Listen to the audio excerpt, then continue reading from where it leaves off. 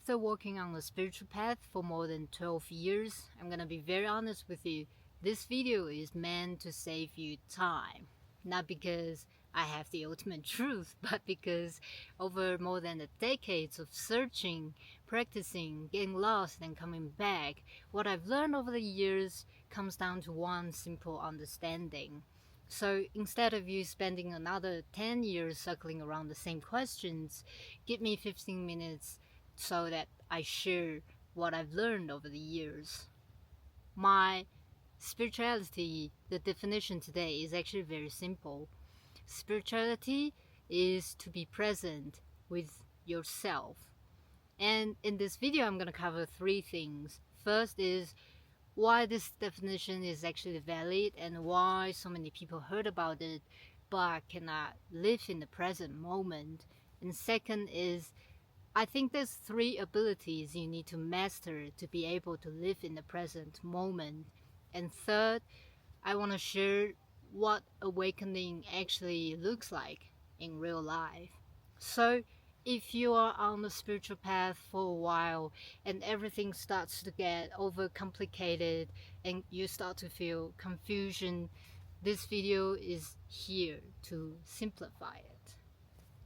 So when I talk about spirituality is to be present with yourself, what I meant is to be present with yourself is to be present with consciousness. When I started this journey, I often ask how can I be awakened? What does Jesus and Buddha feels like after their awakening? And what I've learned is nobody actually tell me this. Awakening is not the end, it's not a pedestal, it's something that naturally happens when you are fully present with yourself, because the only thing that is blocking awakening is not being here. And the reason why we cannot be here is because we learn to protect ourselves over times. Imagine this, if you grow up in a household where it's very unstable and it's very stressful, your nervous system adapts. You learn to stay alert, you learn to overthink, you learn to scan the situation before relaxing. So even when nothing bad is happening, your nervous system is not fully in the present moment. And that is why people either live in the past or the future. The past can show up as triggers or emotional response. The future can look like anxiety or imagined outcome. So what really happened is you are not choosing how you respond. You are actually reacting from what you've learned earlier in life. And those just reactions, they are not who you really are. They are simply habits that your system picks up based on how you were raised and what you have to go through. They are not your true self. They are what formed on top of you once we stop living on this earth. This is why awakening is to be present with yourself, because when you shred all the things that block you to be present, then you're just pure you. You come back to yourself. You're not your conditioning. You're not any version of yourself that is not you in this exact moment. And when we shred the blockages, what happens is we start to remember who we truly are, because your soul is not any version of yourself. It's who you are when fear is no longer running your system. It's who you are when trauma is no longer control how you react. It's when conditioning is no longer speaking for you. When you are fully present with yourself, then there's no distance between you and yourself.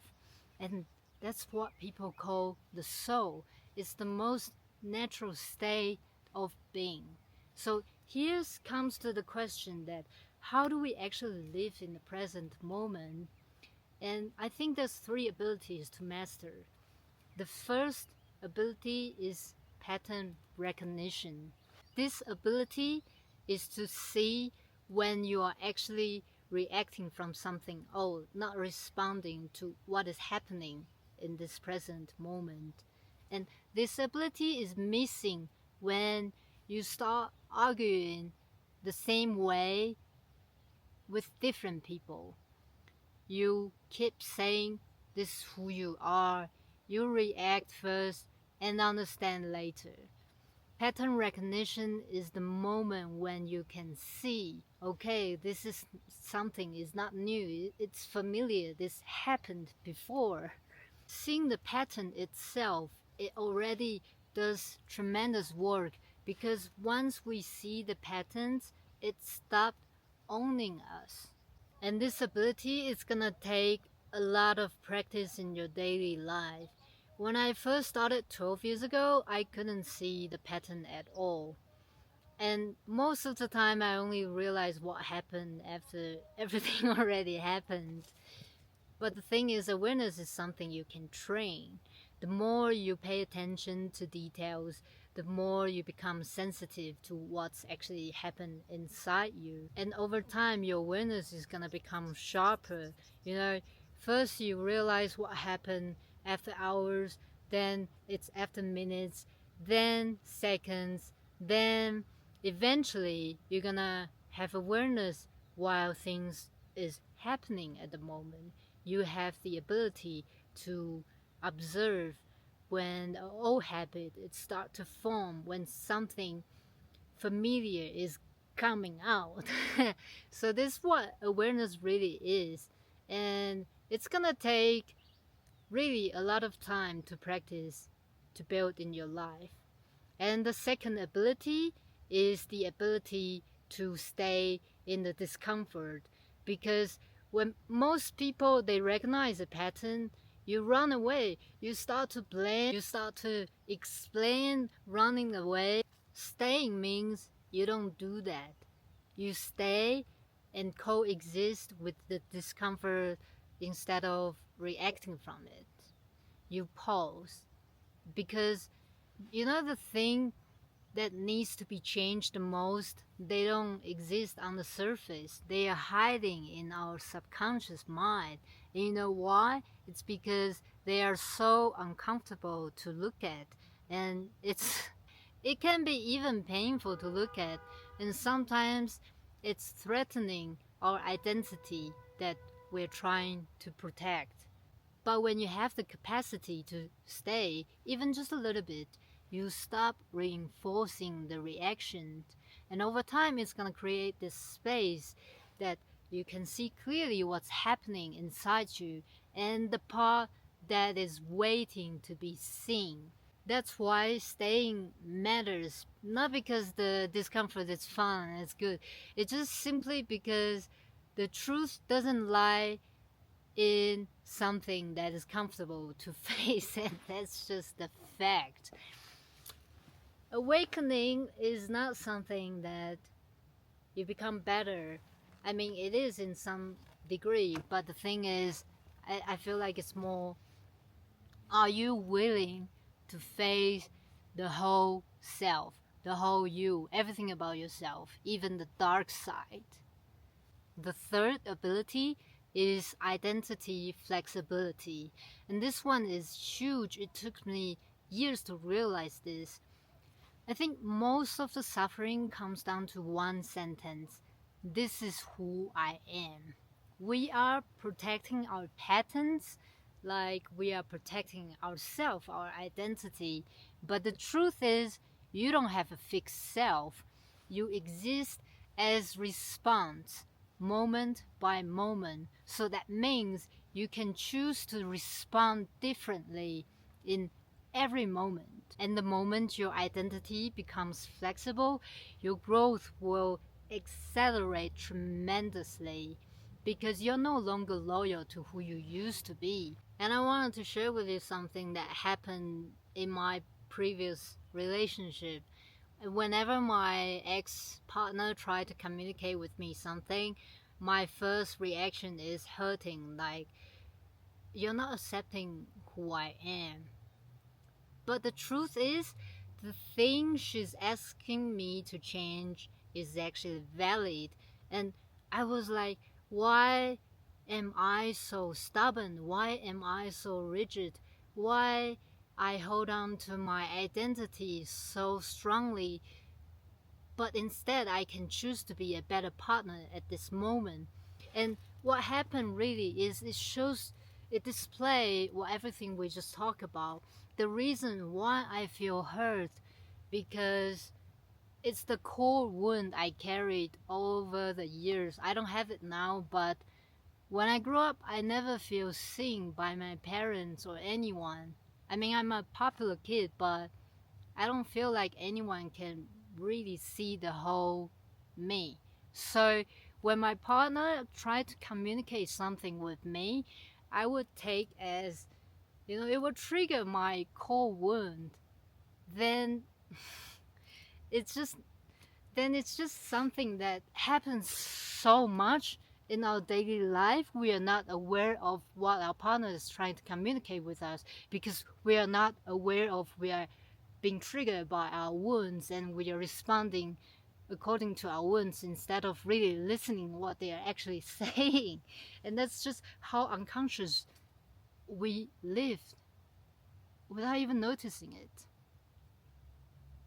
And that's why this one is matter. So if I had to conclude my entire spiritual path into one formula, it would be build the awareness, pattern recognition, then stay in the discomfort instead of reacting, then let your identity be flexible, and that's it. When you do this, you are fully yourself. You are yourself without the future, without the past, without the defense. You are just pure present, and that is what people call awakening and enlightenment. And before we going further, I wanted to discuss with you something that I think it happens to a lot of people in society. They think awakening is a pedestal. It's something that once you reach that state, everything is going to be love and rainbow and butterflies and sunshine. But in my experience, is actually not what it looks like at all. Shit still happens. You still get triggered. You still, being misunderstood by people, and you still probably get into conflict with other people.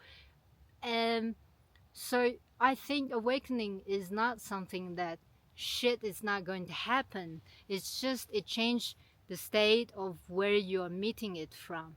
For example, when Buddha was awake, he was still very sick from his back pain. He was suffering from severe back pain. And you know why his statue is like this all the time? Is because his back is too pain. He has to laying down and give the lesson, I guess. And he was almost been killed by his cousin multiple times because his cousin was jealous about him and trying to take over his community, and his cousin threw a rock under the heel to him. Like, he almost got killed. And what happened to Jesus, everybody know. He got betrayed by Judah, and eventually he got crucified. So that shows awakening doesn't mean shit is not happening after you awake. It's just changed your inner state, that how you face these challenges. And that's why there's a phrase called our inner world reflects to the outer world. The same moment can feel like suffering, or it can feel like encouragement. The difference is not the event, it's the inner state where you're meeting it from. Awakening doesn't remove life's challenges. It removes the inner resistance that turns challenges into suffering. And when that inner resistance is being removed, life is still the same, but it just feels much lighter and more aligned, because you are living from clarity instead of chaos. So if this video resonates with you, I would love to know how your story is like. These 3 abilities, what do you think is the most important for you? And just share it in the comment section. I would love to know, and discussion with you.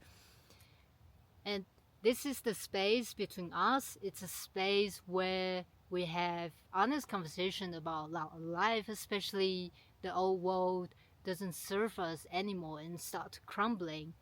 And you're welcome to join the community and leave your stories in the comment section. I am very excited to hear about that, and I will see you in the next one. And before we go, I just want to say why it's dark right now. It's because I tried to film this whole day, but my neighbors, they are using the chainsaw. They're cutting down the trees. So I was like waiting and waiting, waiting, and now it's almost going to completely darkness. But I think it's fun. You get to see after the sun goes down, you get to see what it looks like here. I'm gonna show you before we go where I live. That is my house, and it's just cornfield. Yeah, but anyway, thank you for being here. I'll see you in the next one. Bye bye.